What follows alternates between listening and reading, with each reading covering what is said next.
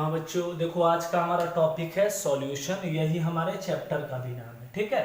सबसे पहले डेफिनेशन देखो, a solution is a homogeneous mixture of two or more substance. अब देखो समझना क्या है इसमें। हम जानते हैं कि जो सॉल्यूशन होता है वो हेट्रोजीनियस भी होता है और होमोजेनियस भी होता है, लेकिन डेफिनेशन में आप किसी भी बुक को उठाकर देखो तो होमोजेनियस ही लिखा होता है। इसका रीजन क्या है, रीजन समझो। सपोज करो कि हमारे पास एक कंटेनर है, यानी एक बर्तन है, ठीक। एक अब इसमें हमने वाटर लिया है और क्या लिया है, शुगर। वाटर लिया और शुगर लिया है। अब एक बार अगर शुगर इसमें पूरी तरह से डिसॉल्व हो जाए, ठीक है, शुगर अगर एक बार इसमें पूरी तरह से डिसॉल्व हो जाए यानी घुल जाए, तब होगा क्या। अगर मान लो आपने 4 ड्रॉप सेलेक्ट किए, एक यहां से ड्रॉप लिया, दूसरा ड्रॉप यहां से, तीसरा ड्रॉप यहां से, चौथा ड्रॉप यहां से, तो इन चारों ड्रॉप में स्वीटनेस जो होगा वो सेम होगा, ठीक है। क्या होगा, मिठास सेम होगी। या अगर मैं कहूं कि इसके पास जितने एटम्स होंगे उतने ही एटम इसके पास, इतने ही एटम इसके पास, उतने ही एटम इसके पास। या मैं कहूं कि जितने मोल्स इसके पास होंगे उतने ही मोल इसके पास, उतने ही मोल इसके पास, उतना ही मोल इसके पास। तो यहां होमोजीनियस कहने का मतलब है यूनिफॉर्म कॉम्पोजिशन। कॉम्पोजिशन मतलब क्या है कि यूनिफॉर्मली एक तरह से पूरे सॉल्यूशन में ये क्या है, फैल जाता है। तो होमोजीनियस का मतलब क्या है, यूनिफॉर्म, एक सा। जैसे स्कूल जो मैंने कपड़ा पहने ये ड्रेस है, लेकिन स्कूल जो पहन के जाते हो वो यूनिफॉर्म है। यूनिफॉर्म का मतलब होता है जो एक सा हो। तो यहां होमोजीनियस का मतलब है यूनिफॉर्म कॉम्पोजिशन। बात समझ में आई। कहीं से भी आप एक ड्रॉप लोगे तो नंबर ऑफ मोल्स हो, नंबर ऑफ एटम्स हो, सब क्या होंगे, सेम होगा, यानी यूनिफॉर्म कॉम्पोजिशन होगा, ठीक है। इसीलिए होमोजीनियस आ रहा है। अब देखो सॉल्यूशन के फॉर्मेशन के लिए एक सॉल्वेंट मिनिमम होना चाहिए, एक सॉल्यूट होना चाहिए। सॉल्यूशन के लिए सॉल्वेंट कम से कम एक और सॉल्यूट भी कम से कम एक होना चाहिए। बात समझ में आ रही है। सॉल्यूशन के लिए एक सॉल्वेंट और एक सॉल्यूट का होना जरूरी है। अब देखो मैंने कुछ पॉइंट्स दिया है। Number of solvent can never be more than one. मतलब क्या, किसी भी सॉल्यूशन के अंदर सॉल्यूट एक से ज्यादा तो हो सकते हैं, लेकिन सॉल्वेंट एक से ज्यादा नहीं होगा। जैसे मान लो हमारे पास एक और बर्तन है, इसमें हमने लिया H2O, वाटर लिया, शुगर लिया और सॉल्ट लिया। तो आप क्या देख रहे हो कि इसमें सॉल्वेंट कौन है, वाटर है, ठीक। तो सॉल्वेंट हमेशा एक होगा और सॉल्यूट एक से ज्यादा भी हो सकता है। अब एक सवाल यह आता होगा कि सॉल्वेंट कहते किसको। तो बेटा देखो जनरल डेफिनेशन क्या है कि सॉल्वेंट वो होता है जिसकी मात्रा अधिक होती है, जो ज्यादा अमाउंट में होता है, वो सॉल्वेंट होता है। और सॉल्यूट वो होता है जो कम होता है, लेकिन ऐसा हमेशा तो होगा नहीं। तो हम क्या कहेंगे कि जिसका फिजिकल स्टेट सॉल्यूशन ले लेगा वही सॉल्वेंट है। बात समझ में आ रही है। एक तो डेफिनेशन ये है कि जो ज्यादा होगा वो सॉल्वेंट है और जो कम होगा वो सॉल्यूट है। दूसरा क्या है कि जिसका फिजिकल स्टेट सॉल्यूशन ले लेगा उसी को हम क्या कहते हैं, सॉल्वेंट। और सॉल्वेंट कभी भी एक से ज्यादा नहीं हो सकता और सॉल्यूट एक से ज्यादा हो सकता है। जैसे चीनी, पानी और नमक का सॉल्यूशन, उसमें सॉल्यूट 2 है और सॉल्वेंट क्या है, 1 है। तो सॉल्वेंट कभी भी एक से ज्यादा नहीं हो सकता। अब देखो सॉल्यूशन को हम बांटते हैं किसमें, बाइनरी में, टर्नरी में, क्वाटर्नरी में। बाइनरी सॉल्यूशन का मतलब क्या, ऐसा सॉल्यूशन जिसमें नंबर ऑफ कंपोनेंट्स 2। कंपोनेंट्स का मतलब होता है जिससे मिलकर वो बना है। जैसे मान लो हमने सॉल्ट को इरेज कर दिया, तो इसमें कितने कंपोनेंट्स, एक कंपोनेंट वाटर है, दूसरा कंपोनेंट सॉल्ट है। तो ऐसा सॉल्यूशन जिसमें नंबर ऑफ कंपोनेंट 2 होते हैं उसको बाइनरी सॉल्यूशन कहते हैं। क्या कहते हैं, ऐसा सॉल्यूशन जिसमें नंबर ऑफ कंपोनेंट, कंपोनेंट का मतलब होता है कि जिससे मिलकर वो बना है। तो ये सॉल्यूशन किससे मिलकर बना है, वाटर से और सॉल्ट से। तो ऐसा सॉल्यूशन जिसमें नंबर ऑफ कंपोनेंट 2 होते हैं उसको बाइनरी सॉल्यूशन कहते हैं। और ऐसा सॉल्यूशन जिसमें नंबर ऑफ कंपोनेंट 3 होते हैं उसको टर्नरी सॉल्यूशन कहते हैं। टर्नरी सॉल्यूशन जैसे वाटर है, सॉल्ट है और शुगर है, तो ये कैसा सॉल्यूशन है, टर्नरी। यानी ये 3 कंपोनेंट से मिलकर बनता है और ये 2 कंपोनेंट से मिलकर बनता है, ठीक। अब सॉल्यूशन को हमने टाइप्स के बारे में पढ़ना है, टाइप्स ऑफ सॉल्यूशन। पहला हेडिंग मैंने क्या दिया देखो, लिक्विड सॉल्यूशन। अब देखो लिक्विड सॉल्यूशन वो सॉल्यूशन होता है जहां पे सॉल्वेंट लिक्विड हो। ध्यान से सुनो, ऐसा सॉल्यूशन जहां पे सॉल्वेंट लिक्विड होता है उसको लिक्विड सॉल्यूशन कहते हैं। क्या? जहां पे सॉल्वेंट लिक्विड होगा उसको क्या कहेंगे? Liquid solution. देखो हमने एक चार्ट बनाया है, सॉल्यूट लिखा है, सॉल्वेंट लिखा है और एग्जांपल लिखा है, ठीक। और डेफिनेशन क्या है कि जहां पे सॉल्वेंट लिक्विड हो, तो यानी लिक्विड सॉल्यूशन का ये चार्ट है। यहां सॉल्वेंट क्या है? लिक्विड है। देखो सॉलिड सॉल्यूट है और सॉल्वेंट क्या है? लिक्विड है। एग्जांपल क्या है? ऐसा सॉल्यूशन जिसमें सॉल्वेंट लिक्विड हो, तो नमक और पानी। पानी क्या है? सॉल्वेंट है। नमक क्या है? सॉलिड, ठीक। तो ये कौन सा सॉल्यूशन हुआ? Liquid solution. क्यों? क्योंकि यहां पे सॉल्वेंट क्या है? लिक्विड है। उधर देखो फिर लिक्विड लिक्विड, ये भी लिक्विड सॉल्यूशन हुआ। क्यों? क्योंकि सॉल्वेंट क्या है? लिक्विड है। लिक्विड लिक्विड का क्या आप लिख सकते हो? एथेनॉल ले सकते हो और वाटर ले सकते हो। लिक्विड लिक्विड का सॉल्यूशन है। गैस और लिक्विड मतलब क्या है? लिक्विड के अंदर गैस डिसॉल्व, क्योंकि लिक्विड क्या है? सॉल्वेंट है ना। लिक्विड के अंदर गैस डिसॉल्व हो तो ऐसा एग्जांपल क्या हो सकता है? ऑक्सीजन डिसॉल्व होता है ना पानी के अंदर, तभी तो एक्वेटिक एनिमल उसको ब्रीथ करने में, रेस्पिरेशन में लेते हैं। इसका मतलब ऐसा सॉल्यूशन जहां पे सॉल्वेंट लिक्विड होता है उसको लिक्विड सॉल्यूशन कहते हैं। आप इन तीनों में देखो, तीनों में सॉल्वेंट क्या है? लिक्विड ही है। तो जहां पे सॉल्वेंट लिक्विड होता है उसको लिक्विड सॉल्यूशन कहते हैं। पहला हमने दिया सॉलिड लिक्विड का एग्जांपल नमक और पानी, लिक्विड लिक्विड का एथेनॉल और वाटर, गैस लिक्विड का पानी के अंदर ऑक्सीजन डिसॉल्व होता है। तो ये सब क्या है? बेसिक इंट्रोडक्शन है किसका? सॉल्यूशन का। ये कौन सा सॉल्यूशन है बेटा? Liquid solution. जहां पे सॉल्वेंट लिक्विड होता है उसको लिक्विड सॉल्यूशन कहते हैं, ठीक है। चलो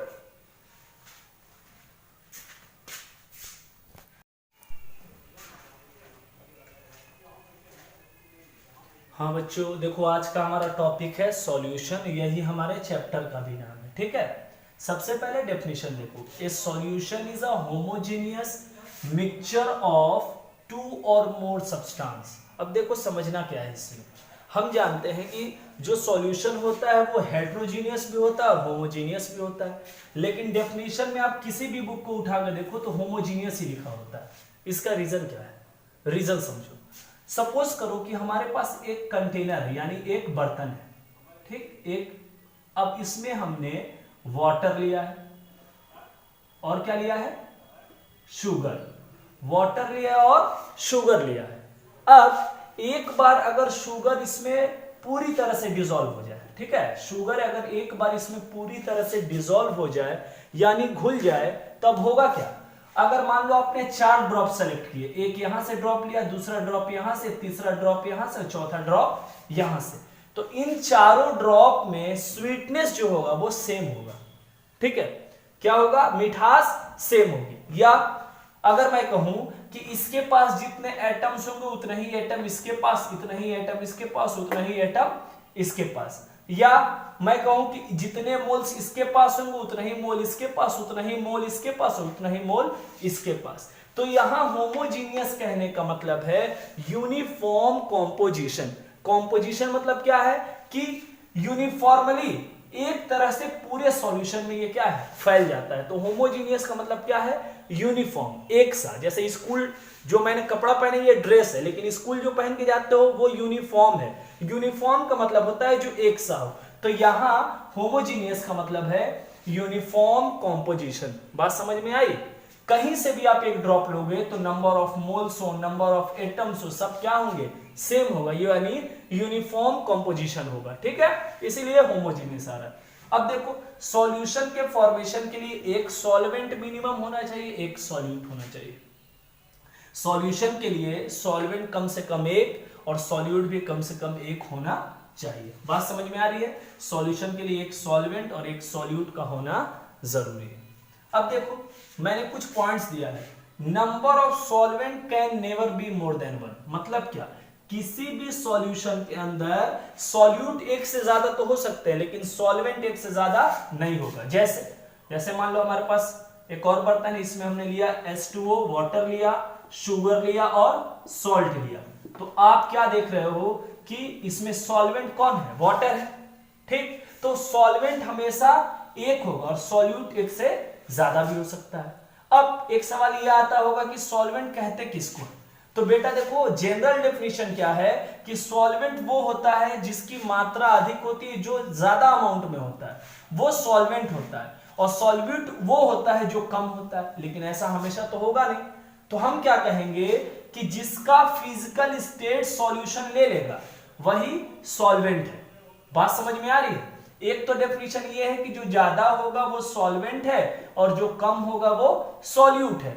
दूसरा क्या है कि जिसका फिजिकल स्टेट सॉल्यूशन ले लेगा उसी को हम क्या कहते हैं? सॉल्वेंट। और सॉल्वेंट कभी भी एक से ज्यादा नहीं हो सकता और सॉल्यूट एक से ज्यादा हो सकता है। जैसे चीनी, पानी और नमक का सॉल्यूशन, उसमें सॉल्यूट 2 है और सॉल्वेंट क्या है? 1 है। तो सॉल्वेंट कभी भी एक से ज्यादा नहीं हो सकता। अब देखो सॉल्यूशन को हम बांटते हैं किसमें? बाइनरी में, टर्नरी में, क्वाटर्नरी में। बाइनरी सॉल्यूशन का मतलब क्या है? ऐसा सॉल्यूशन जिसमें नंबर ऑफ कंपोनेंट्स 2। कंपोनेंट्स का मतलब होता है जिससे मिलकर वो बना है। जैसे मान लो हमने सॉल्ट को इरेज कर दिया, तो इसमें कितने कंपोनेंट्स? एक कंपोनेंट वाटर है, दूसरा कंपोनेंट सॉल्ट है। तो ऐसा सॉल्यूशन जिसमें नंबर ऑफ कंपोनेंट 2 होते हैं उसको बाइनरी सॉल्यूशन कहते हैं। क्या कहते हैं? ऐसा सॉल्यूशन जिसमें नंबर ऑफ कंपोनेंट, कंपोनेंट का मतलब होता है कि जिससे मिलकर वो बना है। तो ये सॉल्यूशन किससे मिलकर बना है? वाटर से और सॉल्ट से। तो ऐसा सॉल्यूशन जिसमें नंबर ऑफ कंपोनेंट 2 होते हैं उसको बाइनरी सॉल्यूशन कहते हैं, और ऐसा सॉल्यूशन जिसमें नंबर ऑफ कंपोनेंट 3 होते हैं उसको टर्नरी सॉल्यूशन कहते हैं। टर्नरी सॉल्यूशन जैसे वाटर है, सॉल्ट है और शुगर है, तो ये कैसा सॉल्यूशन है? टर्नरी। यानी ये 3 कंपोनेंट से मिलकर बनता है और ये 2 कंपोनेंट से मिलकर बनता है। ठीक, अब सॉल्यूशन को हमने टाइप्स के बारे में पढ़ना है, टाइप्स ऑफ सॉल्यूशन। पहला हेडिंग मैंने क्या दिया? देखो लिक्विड सॉल्यूशन। अब देखो लिक्विड सॉल्यूशन वो सॉल्यूशन होता है जहां पे सॉल्वेंट लिक्विड हो। ध्यान से सुनो, ऐसा सॉल्यूशन जहां पे सॉल्वेंट लिक्विड होता है उसको लिक्विड सॉल्यूशन कहते हैं। क्या? जहां पे सॉल्वेंट लिक्विड होगा उसको क्या कहेंगे? Liquid solution. देखो हमने एक चार्ट बनाया है, सॉल्यूट लिखा है, सॉल्वेंट लिखा है और एग्जांपल लिखा है। ठीक, और डेफिनेशन क्या है कि जहां पे सॉल्वेंट लिक्विड हो, तो यानी लिक्विड सॉल्यूशन का ये चार्ट है। यहां सॉल्वेंट क्या है? लिक्विड है। देखो सॉलिड सॉल्यूट है और सॉल्वेंट क्या है? लिक्विड है। एग्जांपल क्या है? ऐसा सॉल्यूशन जिसमें सॉल्वेंट लिक्विड हो, तो नमक और पानी। पानी क्या है? सॉल्वेंट है। नमक क्या है? सॉलिड। ठीक, तो ये कौन सा सॉल्यूशन हुआ? Liquid solution. क्यों? क्योंकि यहां पे सॉल्वेंट क्या है? लिक्विड है। उधर देखो फिर लिक्विड लिक्विड, ये भी लिक्विड सॉल्यूशन हुआ। क्यों? क्योंकि सॉल्वेंट क्या है? लिक्विड है। लिक्विड लिक्विड का क्या आप लिख सकते हो? एथेनॉल ले सकते हो और वाटर ले सकते हो। लिक्विड लिक्विड का सॉल्यूशन है।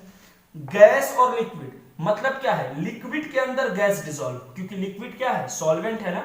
लिक्विड के अंदर गैस डिसॉल्व हो तो ऐसा एग्जांपल क्या हो सकता है? ऑक्सीजन डिसॉल्व होता है ना पानी के अंदर, तभी तो एक्वेटिक एनिमल उसको ब्रीथ करने में, रेस्पिरेशन में लेते हैं। इसका मतलब ऐसा सॉल्यूशन जहां पे सॉल्वेंट लिक्विड होता है उसको लिक्विड सॉल्यूशन कहते हैं। आप इन तीनों में देखो, तीनों में सॉल्वेंट क्या है? लिक्विड ही है। तो जहां पे सॉल्वेंट लिक्विड होता है उसको लिक्विड सॉल्यूशन कहते हैं। पहला हमने दिया सॉलिड लिक्विड का एग्जांपल नमक और पानी, लिक्विड लिक्विड का एथेनॉल और वाटर, गैस लिक्विड का पानी के अंदर ऑक्सीजन डिसॉल्व होता है। तो ये सब क्या है? बेसिक इंट्रोडक्शन है किसका? सॉल्यूशन का। ये कौन सा सॉल्यूशन है बेटा? Liquid solution. जहां पे सॉल्वेंट लिक्विड होता है उसको लिक्विड सॉल्यूशन कहते हैं। ठीक है, चलो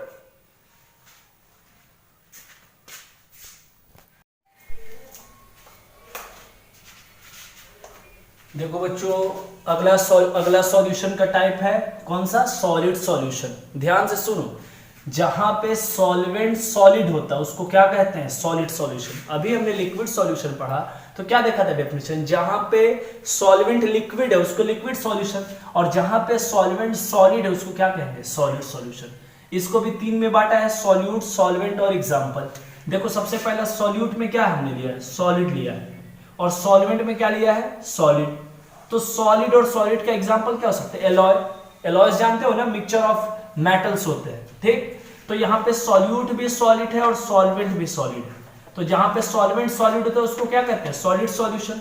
दूसरा देखो लिक्विड, लिक्विड हमारा क्या है? सॉल्यूट है, और सॉल्वेंट क्या है? सॉलिड। ठीक, अब इसका एग्जांपल क्या है? Amalgam of mercury with sodium. यहाँ पे मरकरी क्या है, लिक्विड है, लिक्विड होता ही है मरकरी। और सोडियम किसके तरह बिहेव कर रहा है, सॉल्वेंट की तरह। ये किसके तरह बिहेव कर रहा है, सॉल्यूट की तरह। तो जहां पे सॉलिड सॉल्वेंट होता है उसको सॉलिड सॉल्यूशन कहते हैं, तो ये भी एक सॉलिड सॉल्यूशन हो गया। तीसरा क्या है, गैस है, ठीक, क्या है, सॉल्यूट, और सॉल्वेंट क्या है, सॉलिड है।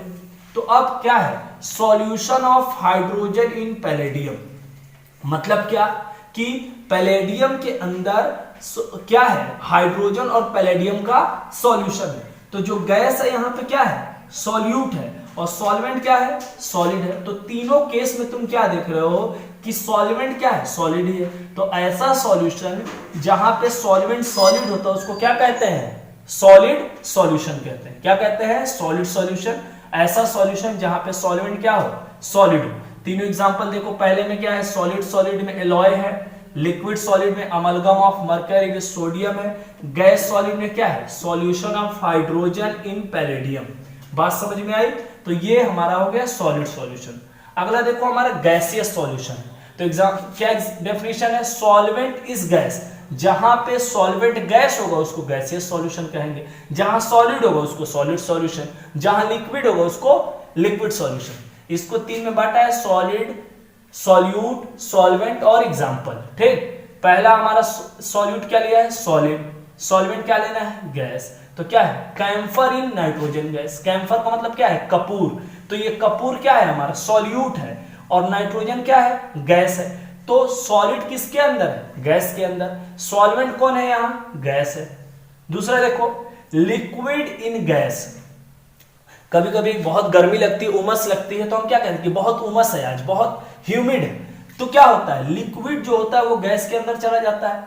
तो गैस यहां क्या है, सॉल्वेंट है, और लिक्विड क्या है, सॉल्यूट है। एग्जांपल क्या हो सकता है, नमी हो सकती है, मॉइस्चर। अगला क्या है बेटा, गैस और गैस का सॉल्यूशन। गैस और गैस का सॉल्यूशन क्या हो सकता है, एयर हो सकता है, हवा हो सकती है। जैसे हवा के अंदर नाइट्रोजन है, ऑक्सीजन है, बहुत सारी गैसेस है, कार्बन डाइऑक्साइड है। तो ये किसका है, गैस और गैस का सॉल्यूशन। इन तीनों में देखो सॉल्वेंट क्या है, गैस है। तो जहां पे सॉल्वेंट गैस होगा उसको गैसियस सॉल्यूशन, अगर सॉलिड होगा तो सॉलिड सॉल्यूशन, लिक्विड होगा तो लिक्विड सॉल्यूशन। बात समझ में आई। चलो इधर देखो, अगला टॉपिक है कॉन्सेंट्रेशन। क्या होता है, amount of solute dissolve in specified amount of solvent. मतलब क्या, अमाउंट ऑफ सॉल्यूट एक स्पेसिफाइड अमाउंट ऑफ सॉल्वेंट में डिसॉल्व होता है, उसी को क्या कहते हैं, कॉन्सेंट्रेशन। डेफिनेशन से अच्छा है आप कॉन्सेप्ट को समझिए। ठीक, सबसे पहले आप देखिए कि हमारे पास तीन ग्लास है, ए बी और सी। दिख रहा है आपको, ए है, बी है और सी। ए में 100 ग्राम वाटर है, बी में भी 100 ग्राम वाटर और सी में भी 100 ग्राम वाटर। लेकिन ए में 10 ग्राम शुगर है, बी में 20 ग्राम शुगर है और सी में 30 ग्राम शुगर है। तो 100 ग्राम में 10 ग्राम शुगर है, ठीक, 100 ग्राम में 20 ग्राम शुगर है, 100 ग्राम में 30 ग्राम शुगर है। अगर कोई कहे कि 1 ग्राम में कितना होगा, तो हम क्या करेंगे, 10/100 करेंगे ना, 20/100 करेंगे, 30/100 करेंगे। इसके 1 ग्राम का निकालना होगा तो 10/100, इसके 1 ग्राम में 20/100, इसके 1 ग्राम में 30/100। क्यों, क्योंकि 30 ग्राम तो 100 ग्राम में है ना, तो 1 ग्राम में कितना होगा, 30/100। 20 ग्राम 100 ग्राम में, तो 1 ग्राम में कितना होगा, 20/100। 10 ग्राम 100 ग्राम में, तो 1 ग्राम में कितना होगा, 10/100। तो अमाउंट ऑफ सॉल्यूट जो यूनिट वॉल्यूम में डिसॉल्व होता है, यूनिट का मतलब होता है 1, यूनिट वॉल्यूम में जो अमाउंट ऑफ सॉल्यूट डिसॉल्व होता है उसी को क्या कहते हैं, कॉन्सेंट्रेशन कहते हैं। ठीक, यूनिट वॉल्यूम में जो अमाउंट ऑफ सॉल्यूट डिसॉल्व होता है उसको क्या कहते हैं, कॉन्सेंट्रेशन कहते हैं। मान लो इसका एक ड्रॉप है, इसका एक ड्रॉप है, इसका एक ड्रॉप है, टेस्ट करोगे तो सबसे मीठा कौन लगेगा, ये। क्यों, क्योंकि इसके यूनिट वॉल्यूम में मतलब 1 ml में जो अमाउंट ऑफ सॉल्यूट है वो ज्यादा है, इसलिए ज्यादा मीठा है। बात समझ में आई। एक और एग्जांपल लो, जैसे मान लो हमारे पास एक बाल्टी है, ठीक, अब इस बाल्टी के अंदर नील, जानते हो ना कपड़े में पड़ता है नील, अगर इसमें तुम नील ले लेते हो, 15 लीटर की बाल्टी यानी 15,000 मिलीलीटर इसमें पानी है, ठीक। अब इसमें अगर नील डालना है तो नील भी नहीं ना 15 लीटर डालोगे, नील तो 2 ग्राम 5 ग्राम 10 ग्राम डालोगे। तो अगर मान लो 10 ग्राम नील डालते हो तो पूरा पानी कैसा हो जाएगा, ब्लू हो जाएगा। अगर पूरा पानी ब्लू हो जाता है इसका मतलब क्या है कि जितना पार्टिकल 15,000 ml पानी में नहीं है उससे ज्यादा पार्टिकल 10 ml नील में है। What does it mean? It means the amount of particles, the number of particle present in blue ink और नील is much higher than the amount of particle present in 15,000 ml of water. इसका मतलब क्या है कि नील क्या है? Concentrate है और वाटर क्या है?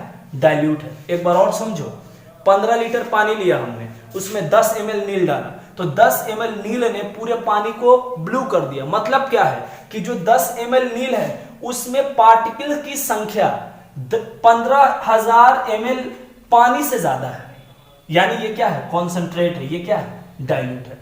रसना बनाते हो, रूह अफ़ज़ा बनाते हो, तो एक जगह अगर रसना बनाना है तो एक जगह रसना नहीं डालोगे ना, एक जगह रसना बनाना है तो एक जगह नहीं डालोगे। कितना डालते हो? 1 चम्मच 2 चम्मच, और वो पूरे पानी को येलो कर देता है। इसका मतलब क्या है कि 2 चम्मच रसना जो है उसमें कणों की संख्या, पार्टिकल की संख्या एक जग पानी से ज्यादा है। इसका मतलब क्या है? रसना कॉन्सेंट्रेट है और पानी क्या है? डाइल्यूट है। तो हम कह सकते हैं कॉन्सेंट्रेशन क्या होता है? Amount of solute particle present in unit volume. Unit का मतलब क्या होता है? 1 होता है। तो कॉन्सेंट्रेशन का मतलब समझे आप कि यूनिट वॉल्यूम में कितना सॉल्यूट प्रेजेंट है, उसको क्या कहते हैं बेटा? कॉन्सेंट्रेशन कहते हैं। यही रीजन है कि कंटेनर सी की मिठास सबसे ज्यादा है। क्यों? क्योंकि इसके यूनिट वॉल्यूम में अमाउंट ऑफ शुगर सबसे ज्यादा है। ठीक है, चलो, तो ये रहा कॉन्सेंट्रेशन का टर्म। ठीक है, थैंक यू।